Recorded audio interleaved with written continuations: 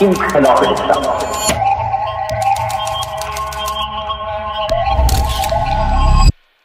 در نظر خودتون مجسم کنید که از در این اتاق یک مردی وارد بشه، سالها درباره اسلام درس خونده باشه و مطالعه کرده باشه، بسیار مرد پرهیزکاری هم باشه، ولی لباس بنده نداره، یعنی عبا و عمامه و لباده نداره. منم وارد بشم، همین شما دوستان به من بیشتر از احترام میده. این خلاف اسلام. احترامی که شما به عنوان اینکه این احترام به لباس است، اصلا در اسلام لباس مخصوص برای روحانیت نیست. در اسلام لباس احترام نداره، در اسلام فضیلت و تقوا احترام داره.